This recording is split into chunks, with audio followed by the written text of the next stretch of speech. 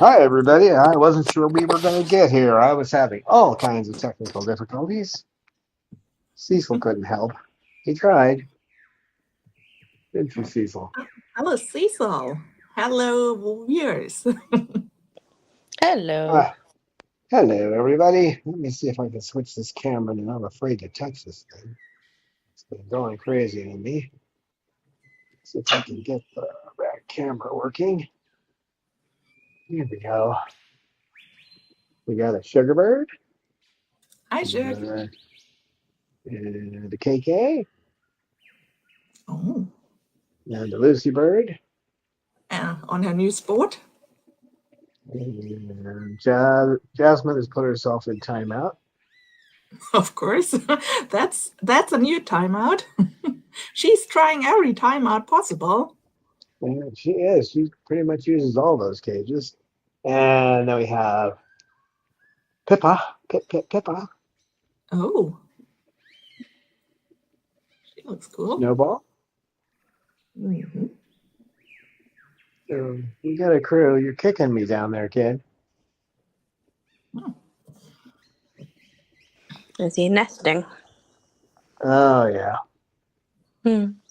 You need another piece of wood there, dude? Look at those little legs going.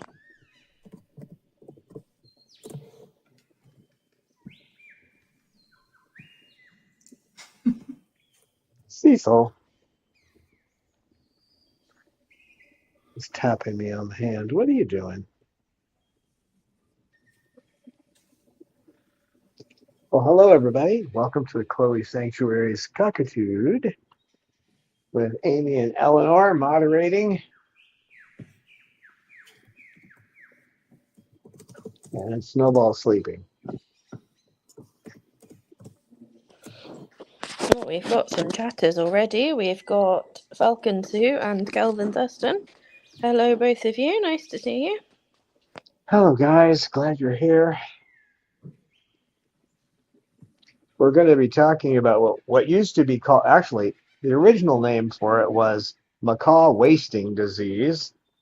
And then it got called PDD, but now we actually know what the disease is. So it's now called, you want the easy one, it's AGN, Avian Ganglio Neuritis. Bless you. Yeah, were you talking to Pippa or me? Pippa. Oh, good. But bless you too. Well, I said avian ganglio neuritis, so if you say bless you, it's like, because it does kind of sound like I sneeze something out. Sounds like a jumbled mess of a word. Well, it makes perfect sense, and I'm going to explain the basics, but if you have, you should make the time, whoever is watching, people who are going to watch this later on, make the time to watch the video that I put in the show notes, because that's one of the researchers, an actual doctor of veterinary medicine, describing what they found out. And if you think you know about PDD, you think you understand any of it, you don't. So they've done the research. We now actually know what the disease is, and it's not just caused by avian virus. There are other uh, viruses that can cause this too. So there's a whole bunch you need to know. And in fact, it's possible that Cause has been losing her vision, and that's one of the things that AGN can cause. But we do have actual treatment for it now that we know what it is. So now that somebody took the time to study it, because there's no money in studying something like this. I mean, you could get a grant to do it, but as far as any money from this, no. So usually in our world, when that's the case, it doesn't get done, which is why we're not getting new antibiotics, because these pharmaceutical companies want to make money. And if you take antibiotics for 10 days, that's not enough money for them. So these people that did this work, we should listen to them, even though it's, they're going to, this particular doctor does the best he can to try to explain it to non-veterinary people, but it might be just a little bit difficult to absorb. You may have to watch it a few times, but it's quite possible that Cause has actually got it because her vision's going away. But if you take your finger and you go up against the eye, she doesn't jerk back or anything, but you can see the eye react. That's a sign of AGN. One instance, one symptom of AGN, because it affects the nervous system. So, different parts of the nervous system can be affected, but we'll get into it. So we're going to get blood samples sent away, and we're going to see if she has a certain set of antibodies, and if she does, that means we know what we need to treat her with. So, and this isn't some magic cure where you wave a magic wand. This is actual science. So, no magic wands, right, Pippa? I'm only supposed to talk to you about Steve Jobs. Well, Pippa sorry. wants to chew the scientific paper first before she approves it. Yeah, yeah, she does. Yeah, I've gotten through everything but the Q&A at the end of the video. It's rather long because he's explaining how it works, okay? And what the solutions they've found for it are. So you can't get rid of it, but you can put it in the box and shut it off. You can turn the switch on it so that it's not causing any symptoms anymore. So, and I know somebody, the one who told me about what's going on is actually involved in the medical community now, which is discussing all of this online, veterinary community. And yeah, it's on Facebook, but it's not, it's not a little Facebook talk group. It's a bunch of veterinarians and biologists talking about what's going on.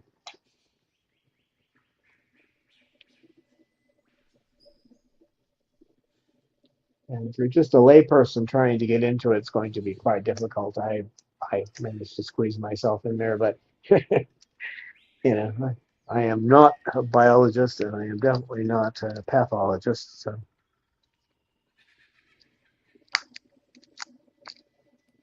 is he making toothpicks for you?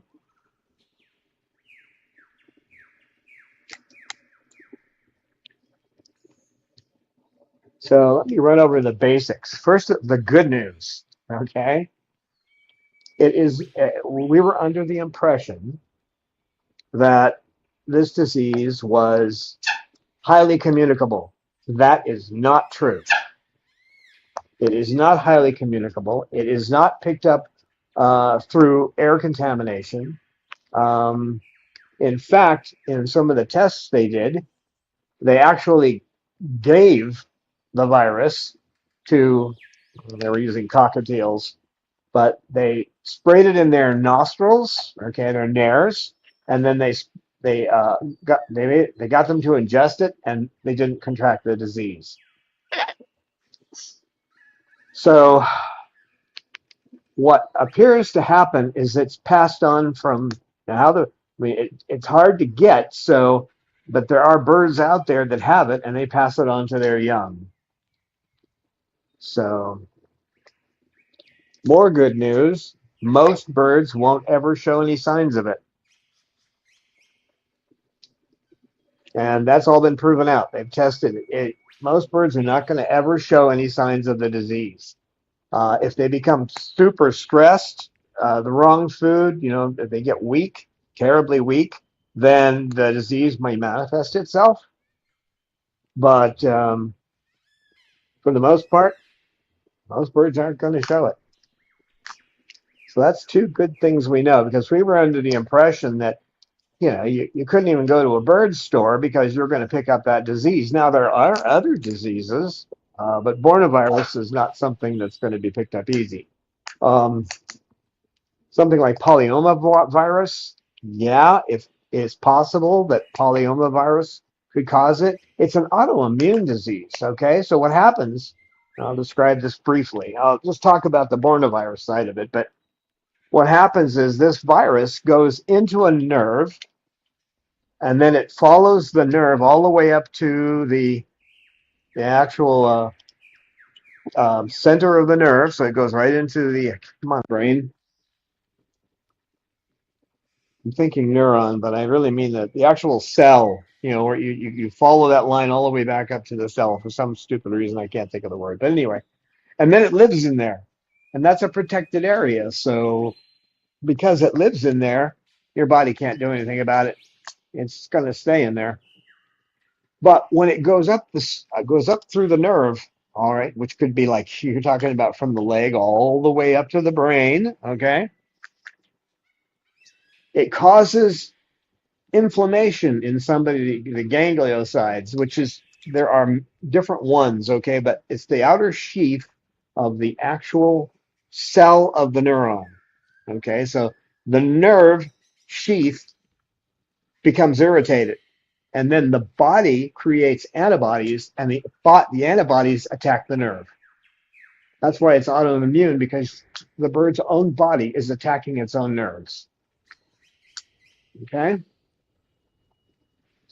So other diseases, the one that comes to mind is polyomavirus, but when you watch that video, it goes through a whole bunch of them, okay? So that's why they start exhibiting strange behaviors. That's why, well, for one thing, the common one where the proventriculus, up above the cloaca is the proventriculus. Well, that gets enlarged. And so that's why they called it PDD, because that proventriculus would dilate.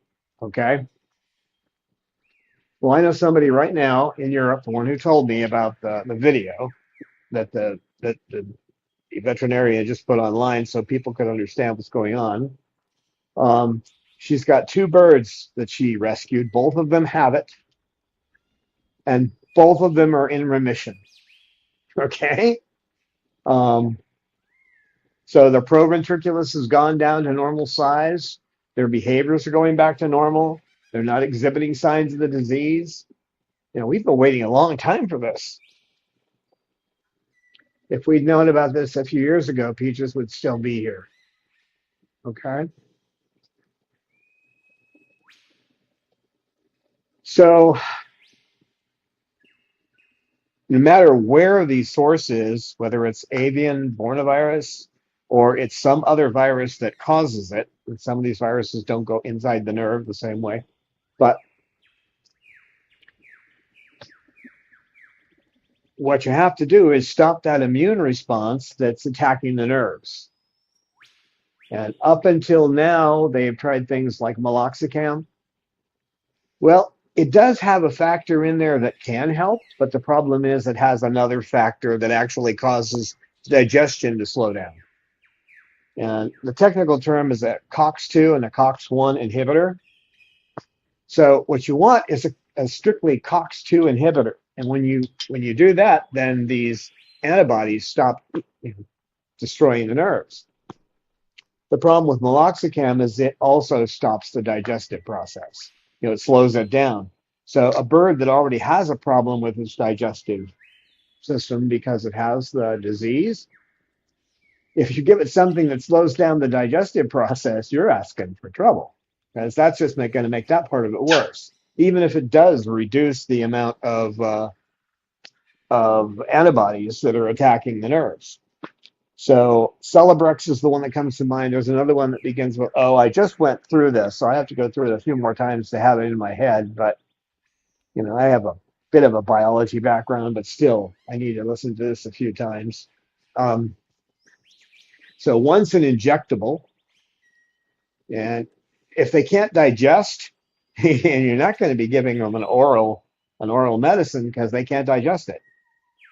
So at first you have to give them a COX-2 inhibitor that you can put in intramuscular, and then when their digestive system comes back and the inflammation is down, then you can start giving them the oral medicine.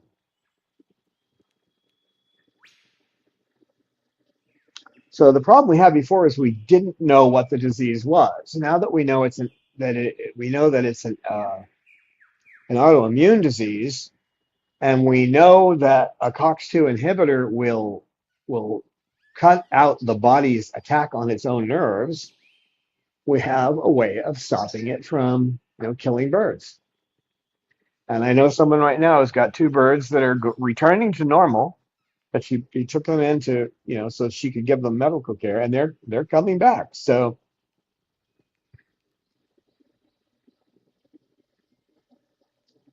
and the veterinarian, I can't remember his name, but the one who did the video, he has slides. He shows you exactly what they've researched. And now the tests that they normally do when you go into a vet and they say, well, we're going to run a test to see if your bird has Bornovirus, that's a useless test. Because if your bird shows it has Bornovirus, 1 out of 3 birds will anyway. They'll have it, but may never show the disease. So that doesn't mean anything. So you don't want to do that test. You have to do a specific test to see if the body's autoimmune system is actually working. It's actually attacking the nerves. And that's a specific type of antibody. So they have a test for it. Now, if your bird happens to come up Bornovirus positive, but it doesn't have these antibodies, the bird does not have the problem, okay? And that will be most birds.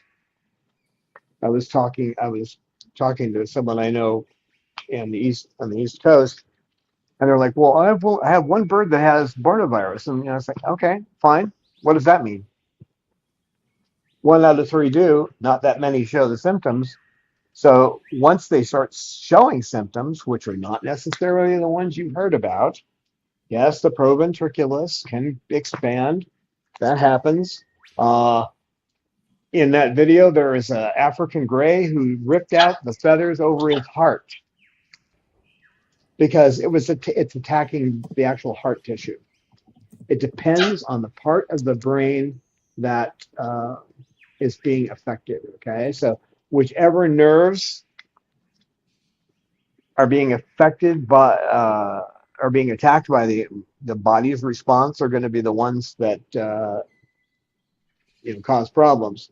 So yeah, some birds will show an enlarged proventriculus. Some it'll attack the heart. Some it'll cause seizures. Okay. Some it will cause blindness. The nice thing about the blindness is if you put them on the right drug, a COX inhibitor, they can see again because it isn't their eyes.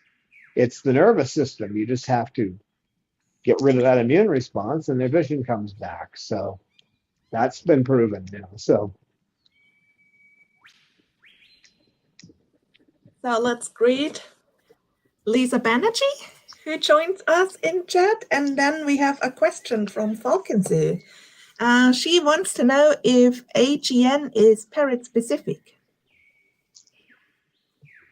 There are other animals that get something, but I mean it's not transmissible from parrots, from parrots to other animals. But there are other animals with a similar condition. Yeah, it's not caused by the same agents, but they do. There are other animals that have a similar condition. But a bird isn't going to give it to a mammal. In fact, a bird can't really give it to another bird. It's almost impossible for that to happen. I mean, as I said, they actually gave it to it orally to cockatiels, and they also shot it into their nares, and they didn't catch it. It's not an easy one to catch. There was a researcher that found that the avian Bornovirus, we're talking just about that one here, was in the actual membrane of the egg. We're talking about the membrane of an egg of a bird that just hatched. So it's being passed from parent to child, parent to child, parent to child, that kind of thing. So it may have been around for a long time, and it may have been actually out there in the wild for a long time, and we didn't know about it. And since the symptoms come up different, for example, what Cause has looks like she has it, so I have to get her tested, because if you shine a light in her eye, it will do the proper pinpoint and dilation, and dilate when the light comes off. But if you move your finger quickly towards her eye, she doesn't move. So it means the eye is working. Okay, the eye sees what's going on, but it's not getting to her brain. So that's a symptom of AGN. So it's important that if you have a parrot, that you watch that video and take notes, because there are some signs of it that you may not see. If your bird starts to have a little vision problem, you wouldn't think, oh, that's PDD. We don't use that term anymore, but you wouldn't think that, because up to this point we were only pinpointing that dilation of the proventriculus. But that's not it. I mean, that's the nerves leading to that area that aren't functioning properly. Once you get the nerves functioning again, the proventriculus, gains its strength back, and it gets its tone back, and they start digesting food normally and that kind of thing. So it's not a highly transmissible disease. It's an RNA-based virus, which means that, for one thing, it can't exist out of the body for terribly long. So you take a fecal sample and it takes 7 days to get to the vet and be tested, it's going to come up negative, because the virus will be gone. What makes it strong, and it can't live long outside of a cell at all. That's why it goes into the actual nerve and then works its way up to the top, to the center of the nerve. And then it just lives there, because it has to stay inside of a cell to be viable. So, and in the process of going up the nerve, it irritates the lining, and then the lining, being irritated, calls in the body's immune response, hence autoimmune disease. And basically now there's two drugs that, one's injectable and the other one's oral. You start with the injectable if they can't digest properly, and then you work up to just using the oral. So the injections are it can vary. That's the thing I'm studying, but average once every 5 days. And then when you get to the oral, it's once a day. So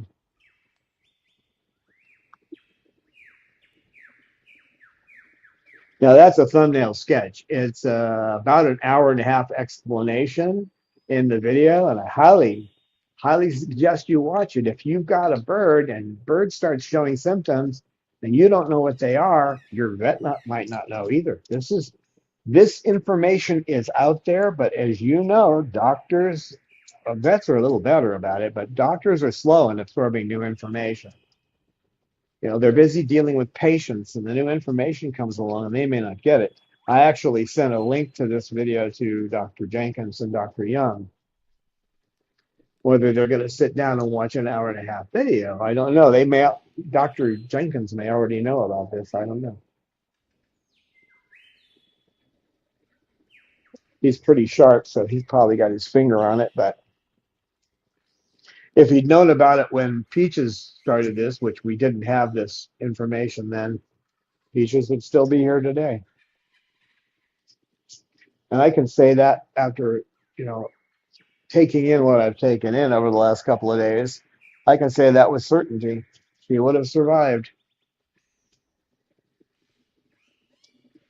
because when you start giving them the COX-2 inhibitor, the swelling in the proventriculus or wherever, depending on the body, that once the nerve heals, then that part of the body goes back to normal. So we'd still have her around,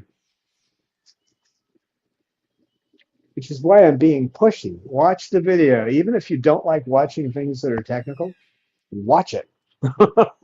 You can't say it any stronger than that. That's important. Because if your bird starts having little seizures, that may be due to AGN. So the one I was texting this morning was telling me that her bird was put on meloxicam and got through it. Well, the problem with meloxicam, of course, is if they can't digest food, it's going to make that situation worse. So they won't digest the medicine. You have to use the intramuscular. Wish I could remember what the name of that drug was. It begins with an O, but you have to use the intramuscular until the digestive system's back, and then you can start using the oral drug. And these are not terribly expensive drugs either, so it's not like you're going to have to pay an arm and a leg. But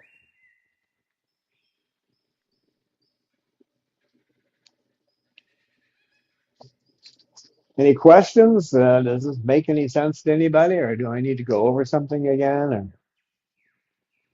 Or... Well, I don't have any questions, but I think it was a very clear explanation, so thank you for that. Oh, you're welcome. I was trying. I'm trying to condense an hour and a half into something that you can grab. I'm taking a 7-course meal and turning it into a snack. But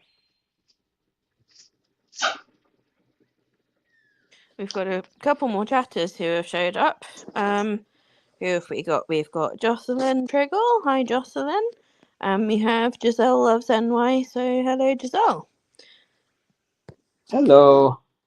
hello, guys. Yeah, please watch the rerun and just to get the thumbnail sketch of the avian ganglio neuritis, because if you know about this and you know that multiple kinds of symptoms you can have, you could save your bird's life. So, and it's good to learn too that it's not something that we thought it was highly contagious, and that just isn't true. It is not a highly contagious disease. It is usually handed down from parent to child. So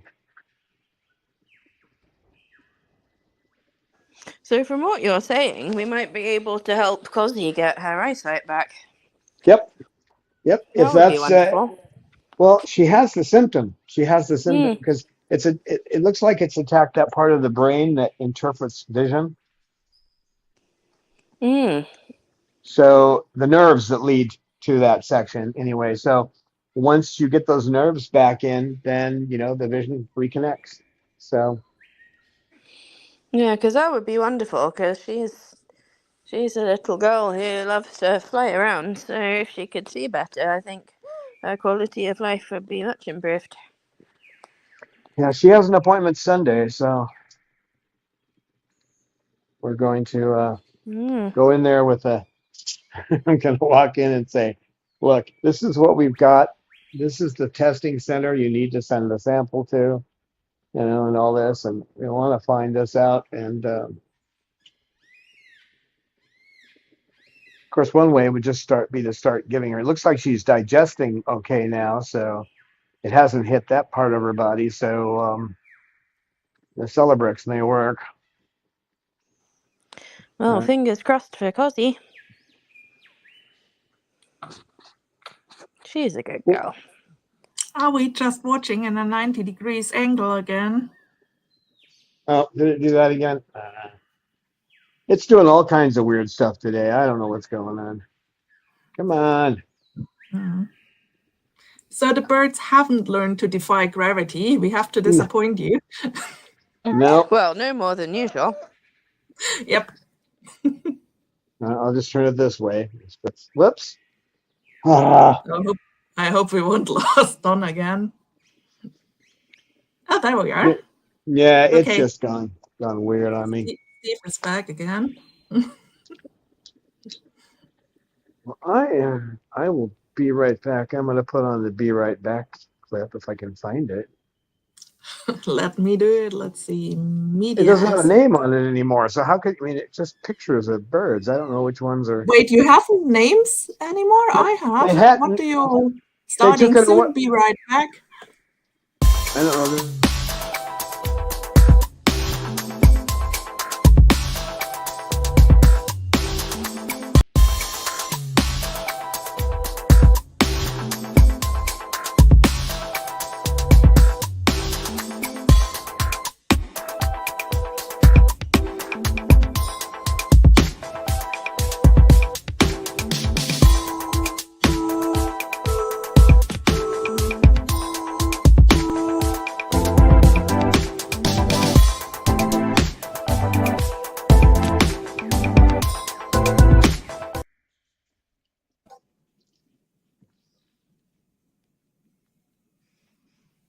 Are we back? Yeah, we are.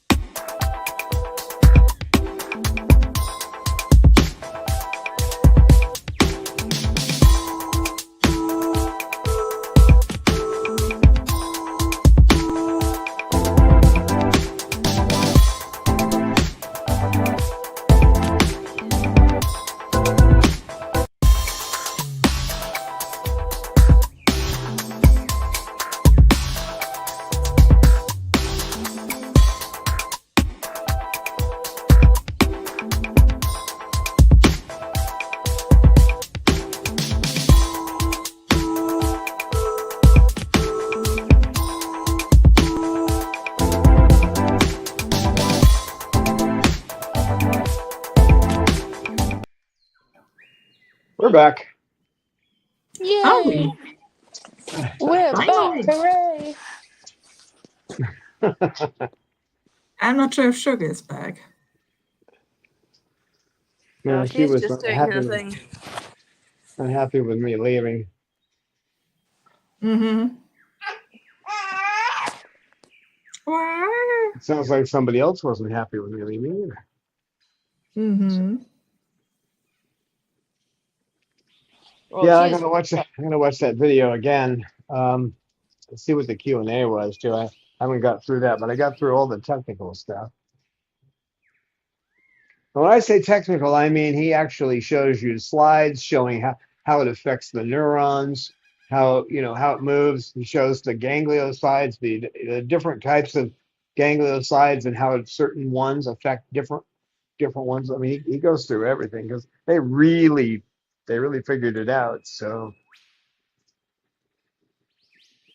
I'm kind of shocked. I honestly didn't think anybody would do that work because I mean, what are parrots to to the rich people that run everything? Nothing. So, well, what do you think, Pippa? What do you think? That's right. That's right.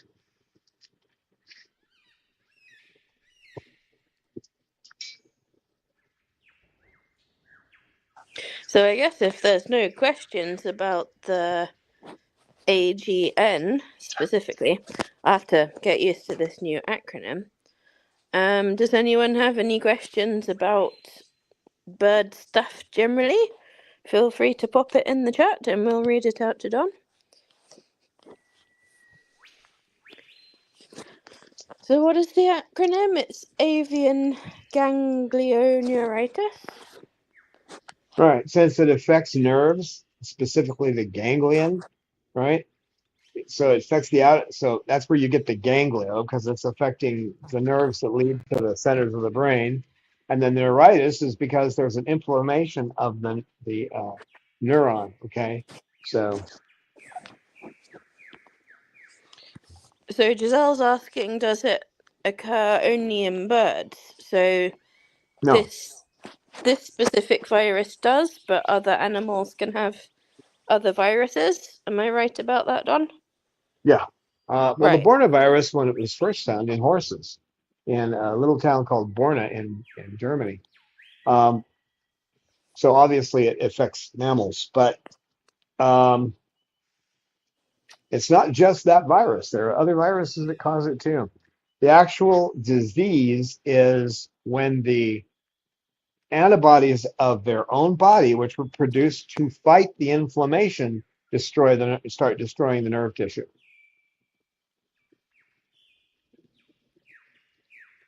So in truth, the virus it stimulates the disease, but the disease isn't from the virus. The disease is from the irritation to the inflammation of the nerve that causes the body to fight itself. That's where it comes from. So it's an autoimmune disease, which Yeah. basically any species can get in some manner. Yeah, it happens to humans too, but I mean it's not from these it's not what's the word? Exacerbated. Yeah, better word than that. It's not triggered by this particular virus, but there are autoimmune diseases which are similar, where the human body starts destroying its own nervous tissue. So, and it's autoimmune because it's your immune system fighting your own body. So it thinks it's healing you, but it's not. So,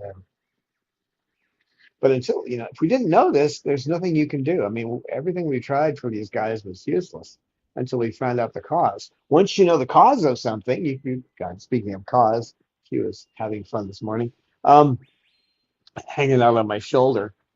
Uh, but once you know the cause, then you can start working on fixing it. With the Borna you can never get it out of the body. Some of these other viruses come and go. But unfortunately, when they come, if they cause irritation to the to the nerves, then the body comes along and does the damage. So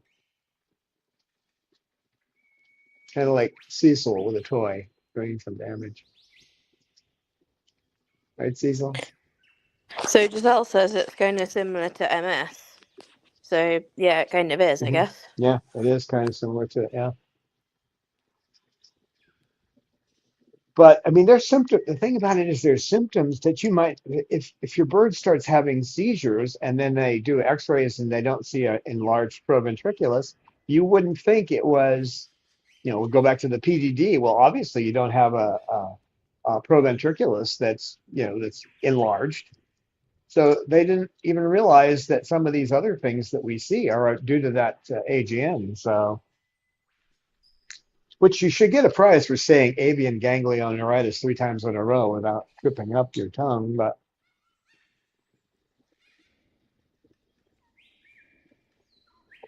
so if your bird starts exhibiting vision problems and then you go up and do what I did, you put a light there and you see the eye respond, but the bird doesn't respond to you trying to try to tap their eye. They can't, it's obvious they're not seeing clearly. Well, then it's the nerves leading to the brain. I mean, it's so simple. But if you don't know what the disease is, you don't realize it's autoimmune and it can affect different centers of the brain. You're not going to get it. You're going to miss it. And since about 1 in 3, they did some research. About 1 in 3 birds have Bornavirus. Out of those, it's maybe 1% that might show it, might show AGN, you know, and that's usually due to the bird being stressed in some way, not like a bird that's kept in a hoarding situation or that kind of thing. They lose their companion, and then they go through a move from place to place, and their life gets old. That can cause it to come out. Well, they may pick up avian polyomavirus. They may actually be get the virus in their system, and their body starts fighting it, but it irritates the nerve lining, and the body starts attacking the nerve, and bingo, you got AGN. So So there can be a lot of different things. There can be balance problems. Birds that, I mean, he goes through all this in the video, but he shows examples of it. He shows actual birds doing these things where a bird will, you can tell it's having trouble figuring out where its feet are. It's lost connection with it, doesn't know where its foot is. It can affect the proprioceptors, the actual parts of your nervous system that tell your body where you are. So I was watching this one African gray trying to move around, and you could tell it's trying to slowly move its foot to trying to figure out where the foot is. You know, fortunately, we know that that bird with that problem has now got a solution for it. So there's a lot of signs, and you need to watch the video because you need to know what the signs are. A lot of different things. That's why I'm going to watch it again and take more notes. I tried to get ChatGPT to take notes off of it for me. The problem is it's a long video, so I have to download it, get something to rip out a transcript, and then I can have ChatGPT go in and do bullet points on everything. So make it simple, but that's what I want to do anyway. That's what they want to do, isn't it, Cecil?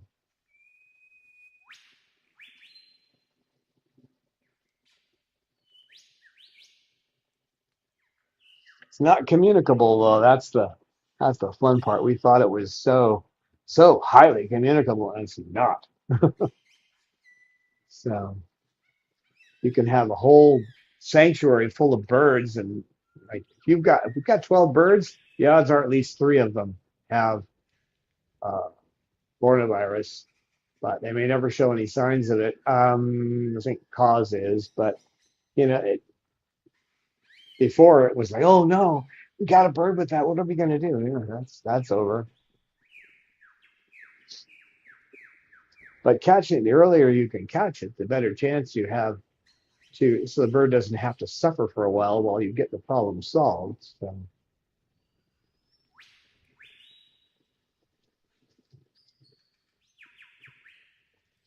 So have I bored everyone with all this technical detail? Probably.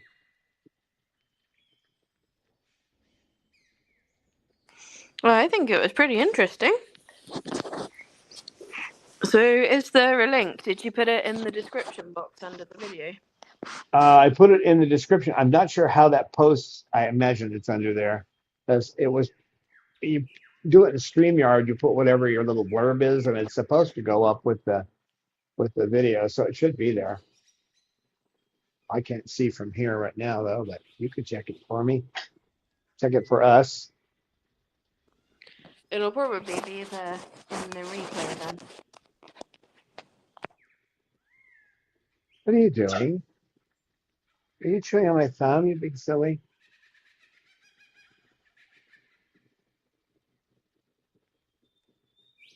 To me, it was like watching some thriller. What did you find, Eleanor? Well, Jammin' Jamie is here and she says that this information is invaluable. Oh, it is. It is. I mean, there's so much junk out there telling you what you can do for this, but now that we know what it is, we actually have a solution. So, and when I say I have a solution, I know someone who is saving two birds right now. Okay. And she's the one that told me about the group, and she pointed me to the video, and I weaseled my way in with all the veterinarians, and which I've done before when I took Dr. Friedman's course. I had to weasel my way in because that particular professional course she doesn't usually offer to people outside the veterinary profession. So, um, I wish I had more time, but I'm digesting it. I'll get it. Give me a couple of weeks. I'll have it all down. So I know everything, but well, not everything, but I know what we know, which we now know. I mean, we actually know what it is. Ah,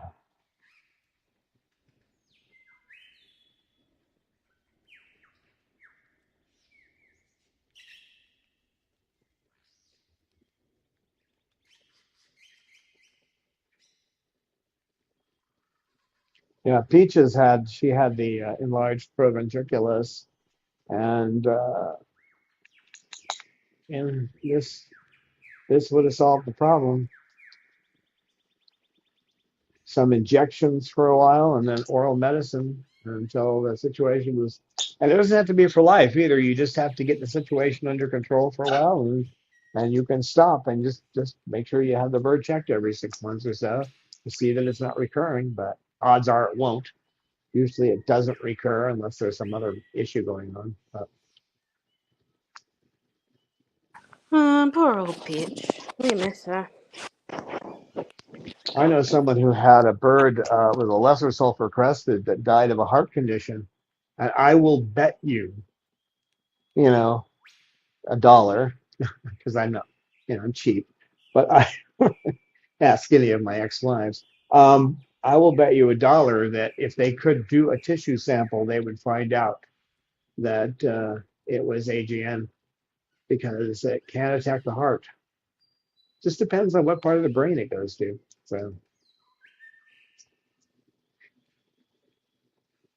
and that little bird had an enlarged heart. And and that's the thing. People, we're all like this. That you've heard the story of the frog in the water, and you keep getting the water hotter and hotter, and the frog dies because it doesn't realize it's in boiling water. But I saw videos of this bird just before it died, and you could see the heart beating from the outside. And that's quite possible that it was AGN, but we'll never know because there's no way to do a tissue sample of it now. But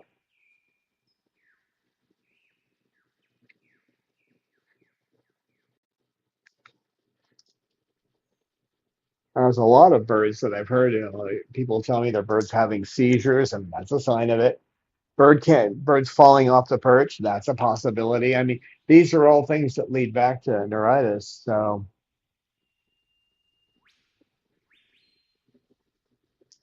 I'm really encouraged. I guess the faith healers will have to go home now. Yeah. So I just thought of something. So if it's passed down from parent to offspring, then does that mean that if they lay a clutch of eggs, then all the eggs in that clutch will have the virus? They did a study on 24 birds. Again, you have to get to do the parent to child thing. So there were only 24 in the study. Of the 24 birds that had it, it passed it on to 23 of their young. Because Wow. yeah, so each one of those birds had one baby. They only tested one, and yeah, it passed it on. Only one didn't get it. So, Mm. I just but in think a it's room, interesting because Cozzy has a sister. she has a what? Cozzy has a sister. Yeah, yeah. Which she's tested negative of coronavirus, but that doesn't mean anything. It doesn't shed. That's another thing the video will talk about. The coronavirus doesn't shed that much. A PCR test, you can throw them out in the trash. They're useless. Because the test will say negative, well, they may still have it because it doesn't always shed. It may say they have it, so what? So do 1 out of 3. They with the large samples that they did testing on, it's about they're right now it's about 1 out of 3 is the best scientific guess. So, and out of those 33%, only a small portion will ever show any signs of the disease. So, but as the vet said, if you've got a sanctuary and you've got or a rescue and you've got more than if you've got 3 birds, you've got the virus. But it's not going to get transmitted to anybody else. So you don't have to worry about that. And I was really concerned that because Peaches had it, it was going to be passed on. No, it's not going to happen. So some people were having their birds put down to protect the other birds they have in their flock. And, they're not going to be happy when they hear this. Oh, that's so sad. Yeah. I said no to it. I mean, that was brought up to me as a possibility, and I said no. I said we're going to keep her alive. Yeah. And And the thing is, if they've already been living in proximity to each other, then what's the point? Because if it was going to spread, it would have already spread. So What can you And do? it's not going to, and as he said, it's not going to spread. It just won't Yeah. do it. So because it's an RNA virus, it doesn't transmit that easily, but it is just going from bird to bird, from parent to child is what's happening. Ah. So the only way to really stop it is to find all the birds that actually have the virus and don't let them breed. That's the only way to stop it in captivity. Mm, But they're out in the wild, so you have to be careful there because the wild ones will have it. mm. Although the wild ones will presumably die off, so they're sort of self-selecting. Well, no, because they don't get the disease. They'll Hmm. have the coronavirus, they have it, but they don't get the disease. As long as they're healthy and they're under a great amount of stress, they're not going to show it. It'll be in Right. their nerves. So they'll just keep passing it on.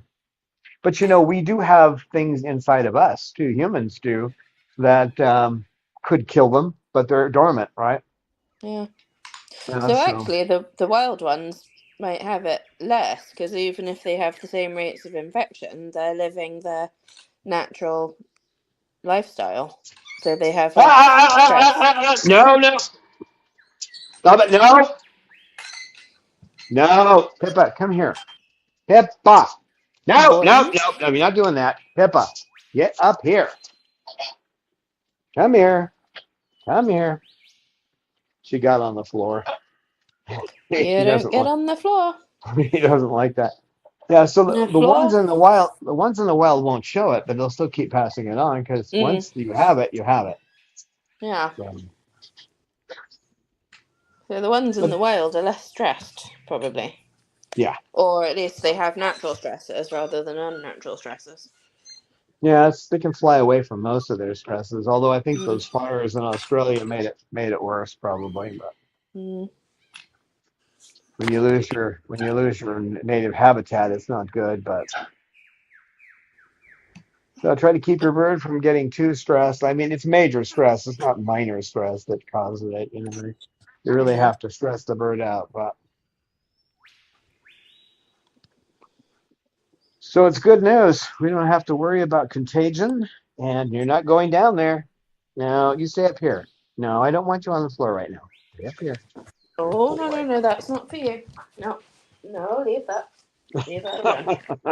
Oh. we're both we're both doing the same thing, just with Yeah. different animals. Yeah.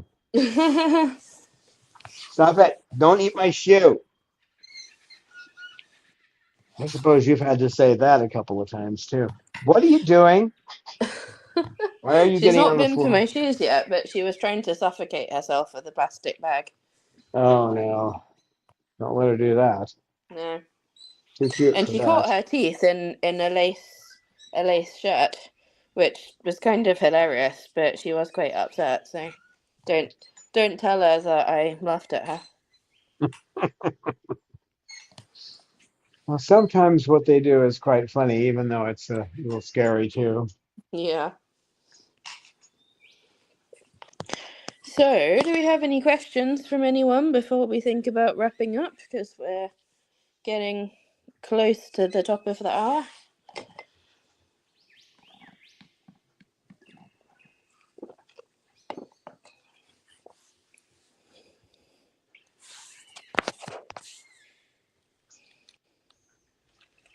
People are digesting all the information. Yeah, they're probably going in the bathroom to throw up. And it's like, why did Don? Why did Don give us all that? But No, there's people some good. seem positive. It was interesting and useful. Well, if you have, it might just seem like interesting and like maybe it'll be important, but at some point it could save your bird's life. So, and there'll be follow-ups. We'll see if Kazi has it, and then we'll see what the treatment does, and watch her vision comes back if she does. So. I don't Mm. think she had vision problems a few years ago. I just don't remember seeing this. But now when she walks up to her food bowl, she cocks her head and stares for a while. These guys are supposed to have great vision, so that's something's wrong. But she definitely failed that one test where you could shine a light in her eye and it dilates, but you can go to tap her eye and like they're gonna hit her eye and she doesn't move. That's quite possibly what she has. So. Yeah. Well, guys, don't forget we do have merchandise. There's no AGN merchandise though. We probably should have some of that merchandise out there. But Mm. Oh, well, before we go, Jam and Jamie has donated $13, so thank you very much, Jam and Jamie. That's much oh, appreciated. thank you so much. I believe that's it.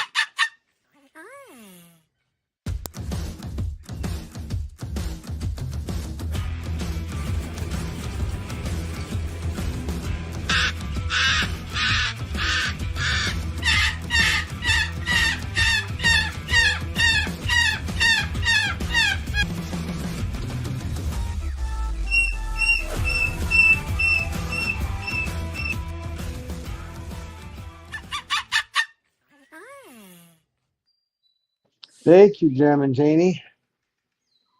And next video, I will tell you what happened at the vet because we're going to the vet on Sunday. So,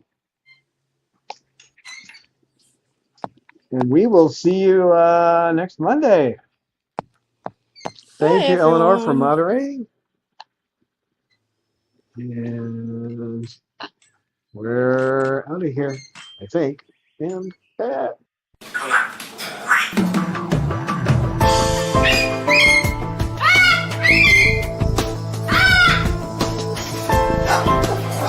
Science knowledge only adds to the excitement, the mystery, and the awe of a flower. Evidence is evidence. It's public. Everybody can look at the evidence and assess it, and eventually, if there's enough evidence, come to the same conclusion.